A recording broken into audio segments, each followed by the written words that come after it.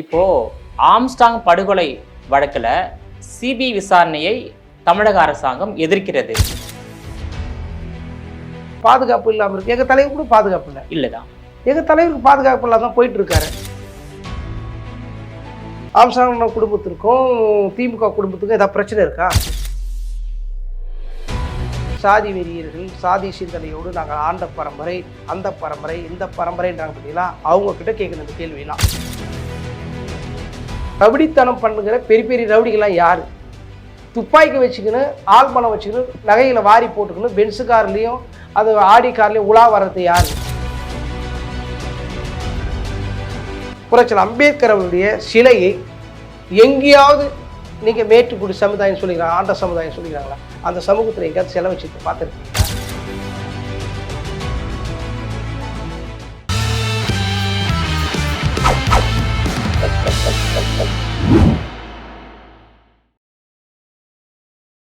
GeM TV நேயர்கள் அனைவருக்கும் வணக்கம். விடுதலை சிறுத்தைகள் கட்சியின் செய்தி தொடர்பாளர் து.க. பகலவன் அவர்கள் நம்மோடு இணைந்துள்ளார். அவரிடம் விரிவாக விவாதிக்கலாம்.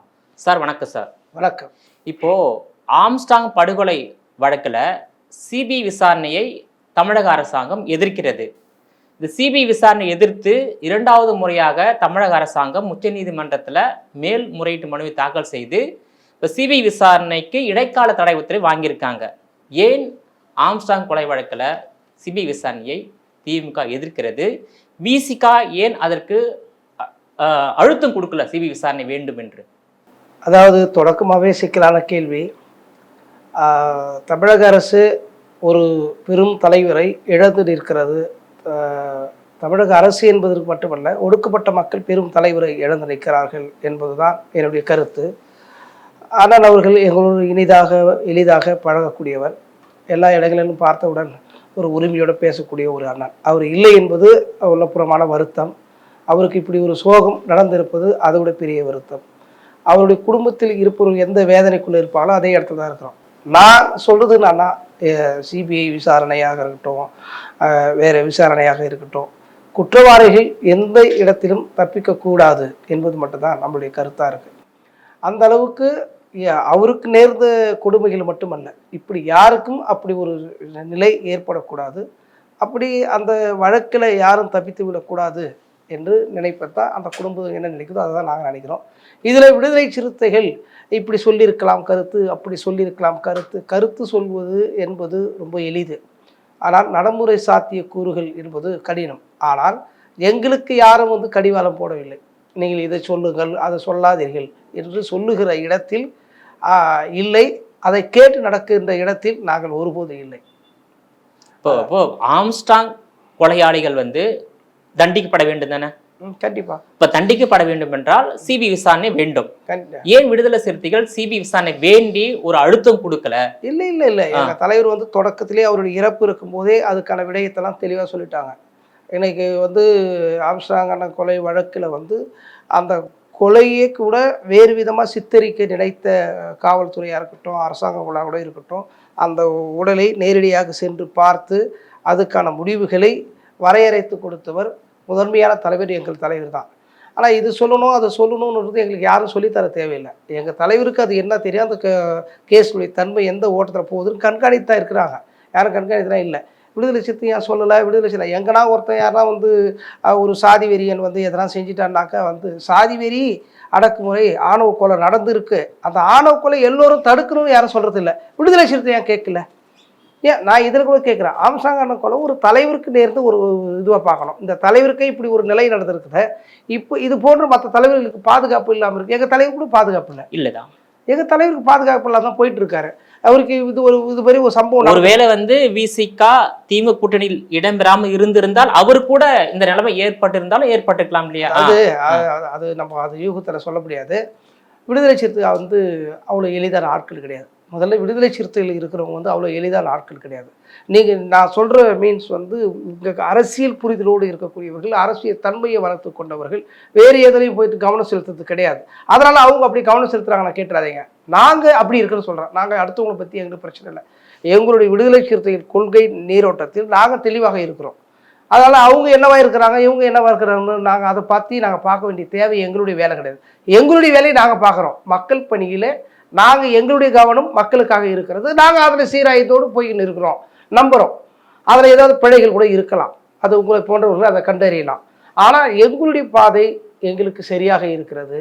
ஒரு தவறு நடந்து இருப்பதை எல்லோரும் சேர்ந்து கேட்கணுன்றது தான். இப்போ கூட ஆம்ஸ்ட்ராங் அண்ணன் கொலை வழக்க விடுதலை சிறுத்தைகளை பார்க்கிற கேள்வியே தப்புன்னு சொல்லுவேன் நான், என்னை பொறுத்த வரைக்கும்.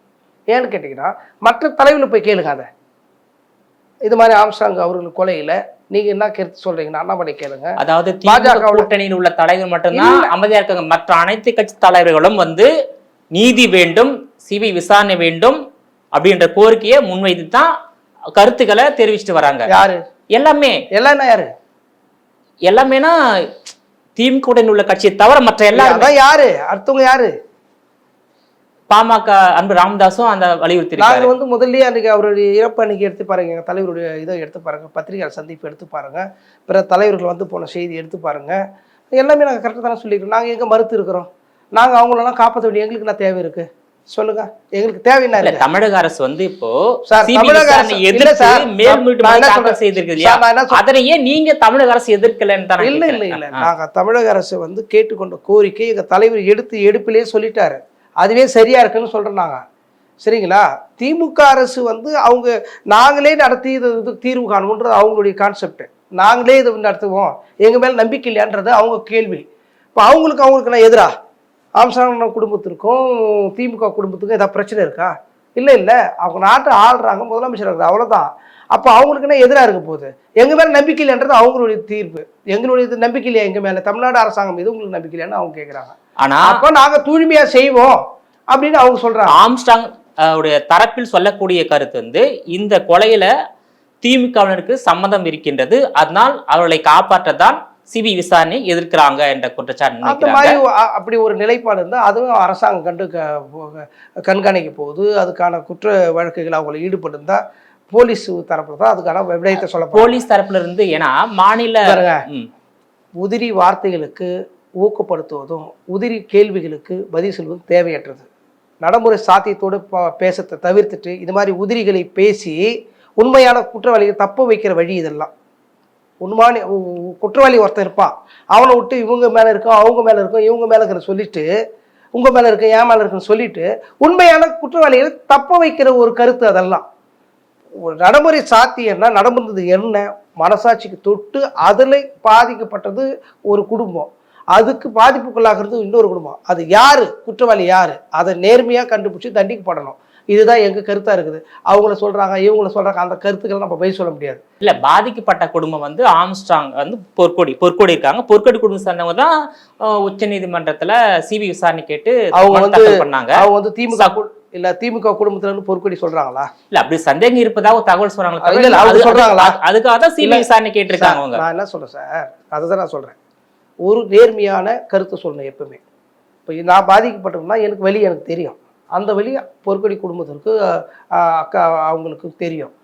அவங்களுடைய குடும்பத்தில் விட்டுவிட்டு தேவையில்லாத நம்ம சொல்லிக்கிட்டு இருக்கிறது அது என்ன சம்பவம், அது பாதிப்பட்டது அவரு, அது தண்டிக்கப்பட வேண்டியது யாரு குற்றவாளி, அவங்கள தப்ப விடக்கூடாது தான். மாநில போலீஸ் விசாரித்தால் குற்றவாளி தண்டிக்கப்படுவாங்களா இந்த வழக்குல? இது வரைக்கும் எந்த வரைக்கும் மாநில அரசாங்கம் விசாரித்து யாரும் தண்டிக்கப்படலையா? இல்ல மற்ற வழக்குல தமிழ்நாடு காவல்துறை மேல உங்களுக்கு நம்பிக்கை இல்லையா? நம்பிக்கை இல்லைன்னு சொல்லல, தமிழ்நாடு காவல்துறைக்கு பொறுப்பு வகிக்கக்கூடிய முதலமைச்சர் மு.க. ஸ்டாலின். சரி, அதனால அப்ப முதலமைச்சர் சந்தேகம் என்ன சார் நான் கேட்கிறேன் சார், நம்ம நியாயமா பேசுவோம், நம்ம ரொம்ப பொலிட்டிஷியன் கூட பேசல, நம்ம நேர்மையாவே பேசிக்குவோம்.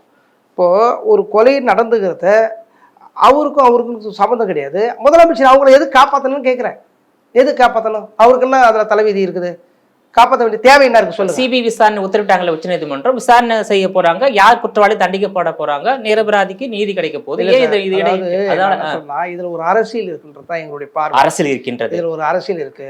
இந்த அரசியல அது இப்போ சிபிஐ விசாரணைக்கு போயிட்டு நாங்க விசாரிக்க சொன்னா அப்ப தமிழ்நாடு கவர்மெண்ட் என்ன ஒண்ணு இல்லாதா? இல்ல ஒண்ணு தெரியாதா? அப்போ எங்களுக்கு ஒரு பிரிஸ்டேஜ் இருக்குல்ல, அங்க எங்களோட ஃப்ரெஷர் இஷ்யூ இருக்கா இல்லையா? பகல ஒன்று சரி கிடையாதுங்க, நான் அவரை கூப்பிட்றேன்னு சொன்னால் எனக்கு இழுக்கு இருக்குல்ல அதில், அப்போ நான் எப்படி விட்டு கொடுப்பேன்? ஏன் எங்கள் மேலே நம்பிக்கை இல்லையா நான் கேள்வி கேட்கக்கூடாதா? நம்பிக்கை இல்லை ஏன் கேள்வி கேட்டால் நான் அவங்களை குற்றவாளி தப்பாக வச்சிருவேண்ணா? இதுன்னா அது புரிதல் எனக்கு ஒன்றும் புரியல. அது வந்து அதாவது யாரோ ஒருத்தர் எங்கேயே இருப்பாங்க, சம்பந்தமே இல்லாதவங்க ஒரு பூதகரமாக்குவாங்க. அப்போ இந்த மாதிரி பூதகரமாக்கி உண்மை நிலையை வந்து நீத்து போக செய்யறதுக்கு பல வழிகள் செய்கிறாங்க. சொல்லும்போது நல்லது மாதிரி தெரியும், ஆனால் பின்னாடி பார்த்தா அது நீத்து போயிடும்.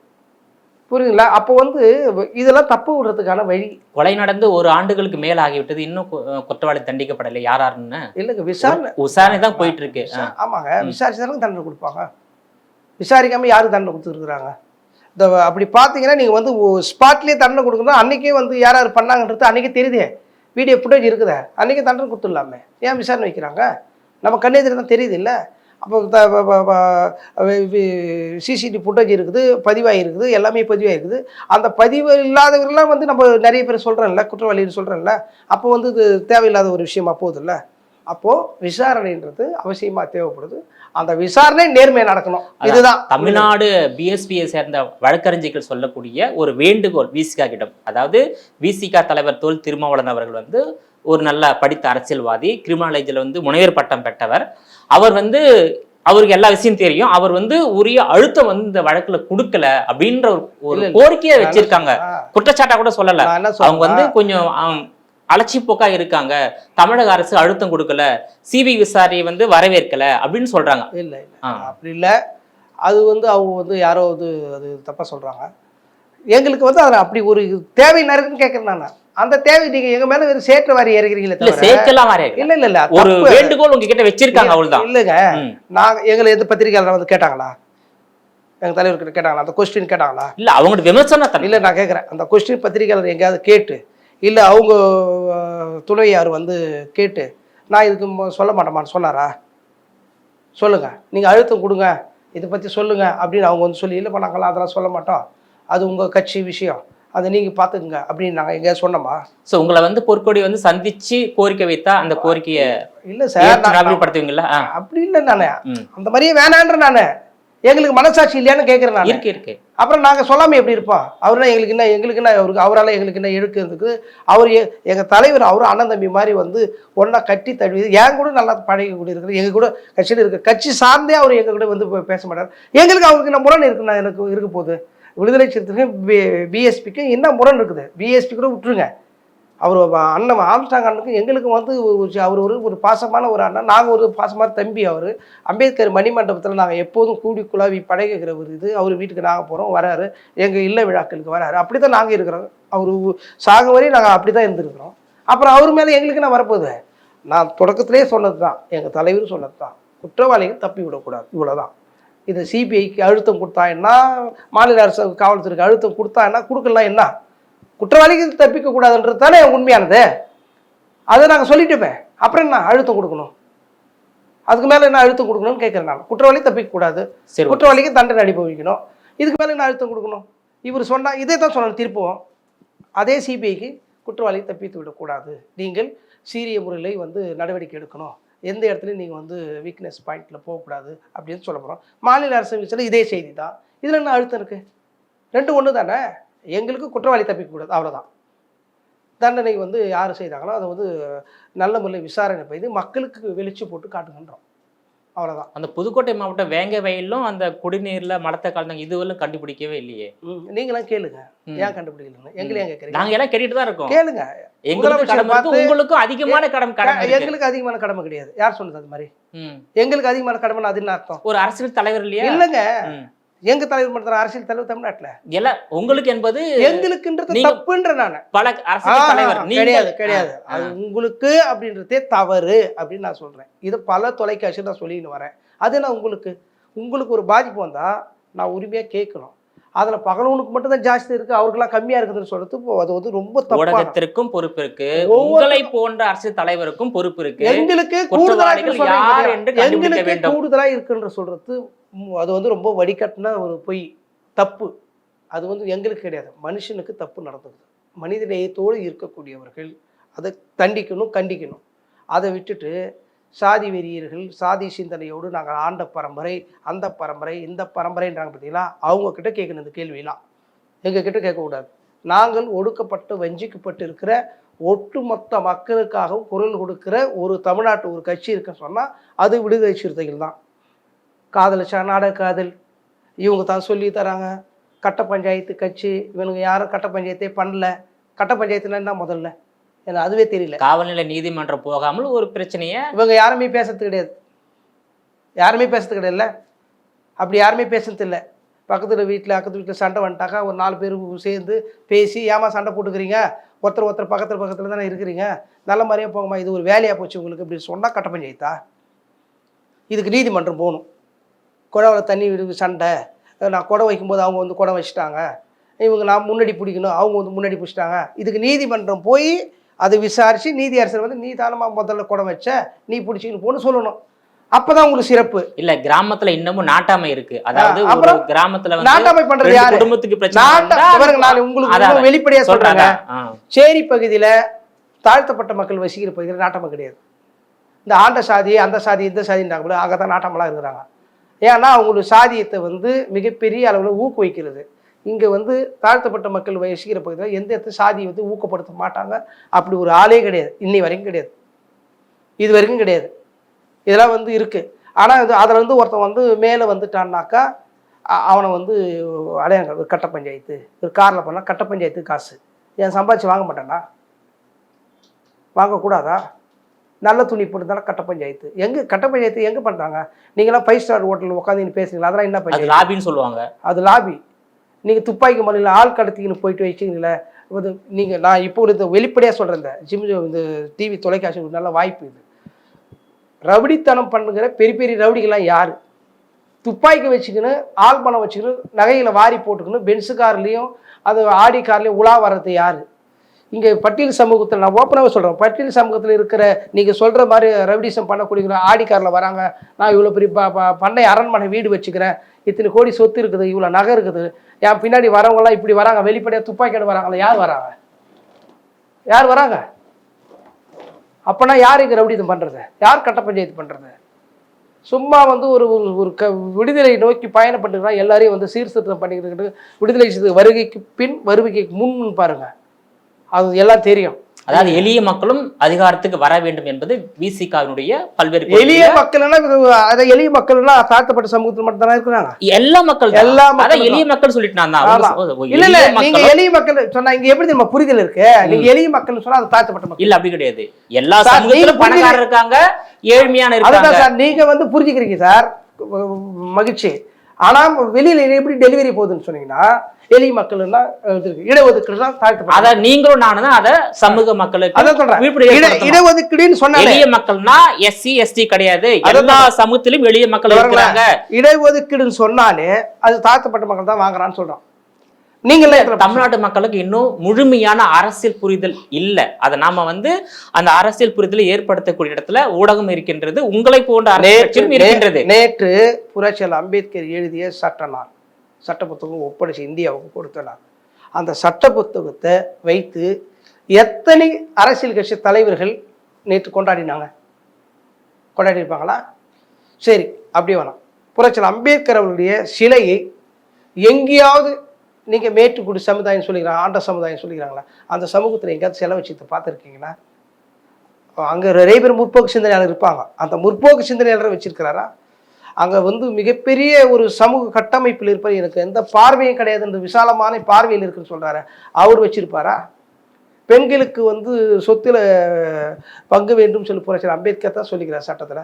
அந்த பெண்கள் இன்னைக்கு வந்து வாதாடி போராடி அம்பேத்கர் சிலையை வைத்திருப்பாங்களா? அந்த சட்ட புத்தகத்தை ஆயுத பூஜை கும்பிட்ற மாதிரி ஏதாவது ஒரு பூஜை கீஜை போட்டு பண்ணியிருப்பாங்களா? அப்போது உங்களுடைய மனசு உங்ககிட்ட அழுக்க வச்சுக்கணும், மற்றவனை அழுக்குன்னு சொல்கிறது தப்பு சார். நீங்கள் உங்கள் மனசை சுத்தப்படுத்திங்க சார். முதல்ல எங்கள் கட்சியில் ஒன்று சொல்லுவோம், உன்னைப்படி தாய் மண்ணைப்படின்னு எங்கள் தலைவர் சொல்லுவார். முதல்ல நீ ஒன்றை புரிஞ்சுக்கோ, அதன் பிறகு நீ மக்களை பற்றி பேசுன்னு சொல்லுவார். என்னை பற்றியே தெரியாமல் நான் உங்களை பற்றியே எப்படி சார் பேச முடியும்? சரி, ஓகே சார். அதான் எளிய மக்களும் அதிகாரத்தை பெற வேண்டும் என்பது விசிகாவுடைய பல்வேறு கொள்கையில ஒரு கொள்கை. இப்போ 21 நீங்க வந்து 4 சட்டமன்ற வெற்றி பெற்றீங்க, ஆனா உங்களுக்கு அதிகாரத்துல இடம் கொடுக்கல. 26லாவது உங்களுக்கு அதிகாரத்துல திமுக இடம் கொடுக்குமா? என்ன அதிகாரத்துல? அதிகாரத்துல அமைச்சர் பதவி தான். அமைச்சர் பதவின்றது நீங்க கேட்கறீங்களான்னு கேட்கிறேன். இல்ல, ஆனா இன்னைக்கு பேசும் பொருளா நாங்க பேசும் பொருளா இருக்கு. பேசும் பொருளா இருக்குல்ல வச்சது தமிழ்நாட்டுல தான் அந்த கோரிக்கை நிறைவேற்றல, மற்ற மாநிலங்கள்ல அந்த இடம் பெற்று. இதுக்கு முன்னாடி யாராவது பேசல, நாங்க 90 வந்து பேசின்னு வந்துருக்கோம். இப்போ 2025 பேசும் பொருளாக மாற்றியது விடுதலை சிறுத்தைகள் தான். மற்ற கட்சிகளை அரசியலில் பங்கு அப்படின்னு பேச வைச்சதே விடுதலை சிறுத்தைகள் தான். அது எங்களுடைய கோரிக்கை அப்படிதான் இருக்கு. அதை நடைமுறைப்படுத்துகிற இடத்தில் ஆளும் அரசாங்கம் இருக்கு இல்லைங்களா? நாங்கள் சொல்கிறோம், அது அவங்களுடைய அரசியல் ரீதியாக இது சரின்னு என்னைக்கு அவங்க வராங்களோ அன்றைக்கு அது சிறப்பு. அது வரைக்கும் நாங்கள் அந்த கோரிக்கை சொல்லிக்கினே தான் இருப்போம். அந்த கோரிக்கையில் நாங்கள் என்றைக்கும் பின்வாங்கலை, முன்வைச்ச காலை பின்வைத்து கோரிக்கையை ஆளுநர் அரசாங்கம் நிறைவேற்றல. அதுதான் இப்போ ஒண்ணுமே இல்ல. பீகார்ல சமீபத்தில் நடைபெற்று முடிந்த சட்டமன்ற தேர்தலில் 5 கட்சிகள் கொண்ட என்டிஏ கூட்டணி, தேசிய ஜனநாயக கூட்டணி 202 இடங்கள்ல வெற்றி பெற்ற 5 கட்சிகளுக்கும் அமைச்சர் பதவி அந்த சட்டமன்ற வெற்றிக்கு ஏற்ற வகையில பகிர்ந்து கொடுக்கப்பட்டது. அதுபோல தமிழ்நாட்டில் 2026 நீங்க திமுக தலைமையிலான கூட்டணி வெற்றி பெற்று ஆட்சி அமைக்கும் போது எல்லா கட்சிகளுக்கும் அமைச்சரவையில் இடம் கொடுக்கக்கூடிய ஒரு கூட்டணியா இருக்குமா? அதை நோக்கிய அரசியல் பயணத்தை விசிக கையில் எடுக்குமா என்பது என் கேள்வி. அதான் நான் மறுபடியும் சொல்றேன், எங்களுடைய கோரிக்கை, விடுதலை சிறுத்தைகள் கோரிக்கை ஆட்சியில பங்குன்றது, அதிகாரத்தை பகிர்ந்தளிக்கணும் அப்படின்றது எங்க கோரிக்கை. எங்க தலைவர் சொல்லியிருக்கிறார். நீங்க சொன்னீங்க பாருங்க, சில கூட்டணி கட்சி தலைவர்கள் இருக்காங்கன்னா அவங்களுடைய ஒப்பிடுதலும் நீங்க கேட்கணும். இது எங்க கோரிக்கை. ஆமா, எங்களுக்கு ஆட்சியிலும் அதிகாரத்திலும் பங்கு எங்களுக்கு தேவை, விசிக விரும்புகிறது, நாங்கள் சொல்லிட்டோம். சரிங்களா? பிற கூட்டணி கட்சி தலைவர்கள் அவங்களும் சேர்ந்து பார்த்து ஒரு 6 கூட்டணி, காங்கிரசும் இதே கோரிக்கையை வலியுறுத்தி, காங்கிரஸும் சரி, மதிமுக சரி, மதிமுக வேண்டாம்னு சொல்லிட்டாங்க. சரி, விசிகவும் காங்கிரஸ் தான் இந்த கோரிக்கையை முன்வைத்து உள்ளது. இந்த 2 கட்சிகளுக்கும் அதிகாரத்தை பங்கு கொடுத்தாலே போதும். மற்ற இடதுசாரிகள் கேட்கல, மற்ற கட்சிகள் கோரிக்கை. எங்க கோரிக்கை நாங்கள் வச்சுட்டோம், நீங்களும் சொல்லி காங்கிரஸும் வச்சுட்டாங்கன்னா முடிவு பண்ணுறது அவங்ககிட்ட இருக்கு, முடிவு அவங்க கையில் விட்டுட்டோம். அவங்க என்ன முடிவு பண்ணாலும் மகிழ்ச்சி எங்களுக்குன்ற நம்ம. ஒருவேளை அதிகாரத்துல பங்கு கொடுக்கலனாலும் ஏத்துப்பீங்க? இல்ல, அதிகாரத்துல பங்கு கொடுக்கலாம் நாங்க ஏத்துக்கிறோன்றது இல்ல, தொடருவீங்க. நாங்க கூட்டணி தொடருவோம். எங்களுக்கு ஒரு இலக்கு இருக்குல்ல, இதே மண்ணை நாங்க ஆளணும். எங்க தலைவர் தமிழ் தேசியம், எங்க விடுதலை சிறுத்தைகள் வளர வேண்டும், இந்த மண்ணை ஆளணும், எங்க தலைவர் முதலமைச்சராக வரணும்ன்றது எங்க கோரிக்கை தான், எங்களுடைய எண்ணங்கள். எடுத்த உடனே முதலமைச்சர் வர முடியாது, அமைச்சரா வரணும், எதிர்கட்சி தலைவரா வரணும், அப்புறம் முதலமைச்சர். இப்ப முதலமைச்சர் மு க ஸ்டாலினே எங்களுக்கு நீங்க என்ன சொல்றீங்கன்னா, முதல்ல நீங்க கவுன்சிலரா வரணும், அதெல்லாம் வந்துட்டீங்களா? அதன் பிறகு ஒன்றிய செயலாளர் வரணும், அதன் பிறகு எம்எல்ஏ வரணும், அதன் பிறகு எம்பி வரணும். அது முடியும். ஆனா இன்னைக்கு ஒருத்தர் கட்சி ஆரம்பிச்சு இன்னைக்கே முதலமைச்சர் ஆயிடுவாரு, இன்னைக்கே பங்கு கொடுத்துருவாரு, அதெல்லாம் சாத்தியம் இல்லையா? அதை மட்டும் சாத்தியம். ஆனா விடுதலை சிறுத்தைகள் 35 ஆண்டு காலம் இந்த மக்களோட இருக்கணும், 37 ஆண்டு காலம் இந்த மக்களோட களமாடிக்கிறோம். விடுதலை சிறுத்தை பாதை சாதாரணது கிடையாது. அடக்குமுறை ஒவ்வொரு சாதியும் எதிர்த்துருக்குது விடுதலை சிறுத்தையை, சம்பந்தமே இல்லாம ஒரு கட்சியை எதிர்த்துருக்கு, சம்பந்தமே இல்லாம. நாங்க எங்க கோரிக்கை வைக்கிறோம், அவங்களுக்கு வயிற்றுச்சல் வருது. நாங்க செருப்பு போட்டு நடக்கிறோம், அவங்களுக்கு வயிற்றுச்சல் வருது. நாங்க புல்லட்ல போனா கை வெட்டுறதுக்கு வரோம், நாங்க படிச்சு மதிப்பெண் வெட்டினா சாகடிக்க வரோம், நாங்க ஓட்டு வீடு கட்டி வச்சுருந்தா அதை உடைக்க வரோம், குடிச்சு கொளுத்த வரோம். இது என்ன புத்தினே தெரியல. நான் உழைச்சு நான் கடத்து, உனக்கு எதுக்கு வைத்து, அந்த புரிதலே இல்லாதவன் ஆண்ட சாதி. அது என்ன புத்தின்னு தெரியல. விசிக தலைவர் தொல் திருமாவளவன் அவர்கள் முதலமைச்சராக வர வேண்டும். அதற்கான காலம் எப்போது கனியும் என்ன ஒரு நம்பிக்கை உள்ளது உங்களுக்கு? இப்போ நாங்கள் 35 ஆண்டு காலமாக நாங்கள் அரசியல் செஞ்சுருக்கிறோம். தொடக்கத்தில் எங்களை பார்த்த பார்வைகள், எங்களை அணுகிய அணுகுமுறைகள் எவ்வளோ ஒரு மோசமான நிலை. எங்கள் தலைவர் முதல் 2006 திமுகவோட கூட்டணி வச்ச போது எங்கள் விடுதலை சிறுத்தைகளில் போட்டுக்கிற விளம்பரத்துக்கெல்லாம் தினமலரில் வேறு மாதிரி போட்டு காட்டினாங்க. இவங்களுடைய கூட்டணி அப்படின்னு சொன்னாங்க, இவங்க அடங்குமறு அத்துமீறுன்றாங்க அப்படின்லாம் சொன்னாங்க. திருப்பி ஆமா, திருப்பி அடி தான் சொன்னான். என்ன அடிச்சுட்டு பிறகு நான் வாங்கி நான் போவேன், கண்டிப்பா நான் அடிப்பேன் தான். இப்போ தான் நானே ஏத்துக்கிறேன், அவ்வளவுதான். நான் என்ன அடிச்சு நான் அடிப்பேன்னு தான் சொல்றேன் இப்போ கூட. அதில் மாற்றம், அதில் பின் வாங்கவே கிடையாது. அதுதான் உண்மை. அது எங்களுக்கு மட்டும் பொருந்தாது, எல்லாருக்கும் பொருந்தும். அதை விட்டுருங்க. அப்போது இவ்வளோ தூரம் கடந்து இன்றைக்கு எங்களை 4 சட்டமன்ற உறுப்பினர்கள் பெற்ற பிறகு, எங்கள் சட்டமன்ற உறுப்பினர்கள் சட்டப்பேரவை பேசின பிறகு மக்கள் புரிந்து கொள்கிறார்கள். இப்போ விடுதலை சிறுத்தைகள் மீது ஒரு 25 விழுக்காடு மாறுதல் வந்திருக்கு. மாற்று சமூகத்தில் இருக்கிற தம்பிகள், இன்னைக்கு தோழர்கள் நம்ம கட்சியில் தினந்தோறும், எனக்கு நேற்று கூட பார்த்தீங்கன்னா, முந்தாநாத்து பார்த்தீங்கன்னா, எங்கள் அம்பேத்கர் திடலில் காஞ்சி அருள் அவர்கள் தலைமையில் மிகப்பெரிய மாற்று சமூகத்தில் இருந்த பிற சமூகத்தை சார்ந்தவர்கள், குறிப்பாக வன்னியர் சமூகத்தை சார்ந்தவர்கள், கவுண்டர் சமூகத்தை சார்ந்தவர்கள், நாயுடு சமூகத்தை சார்ந்தவர்கள் எல்லாம் பெருவாரியாக ஆண்களும் பெண்களும் பியூர்லி அவங்க மட்டுமே வந்து கிட்டத்தட்ட 1500 பேருக்கு மேலே வந்து காஞ்சி அருள் தலைமையில் வந்து இணைஞ்சாங்க. இப்போது அது மாதிரி பிற சமூகத்தை சார்ந்தவர்கள் பல்வேறு பொறுப்புகளை கேட்டு விண்ணப்பம் செஞ்சுருக்கிறாங்க. இஸ்லாமிய தோழர்கள் பெருவாரியாக இருக்கிறாங்க. வன்னியர் சமூகத்து தோழர்கள் நிறைய பேசிக்கா வந்து அது அனைத்து சமூகத்திற்கான கட்சியாக மாறிவிட்டது. மாறிவிட்டது, அது மக்கள் ஏத்துக்கிட்டாங்க.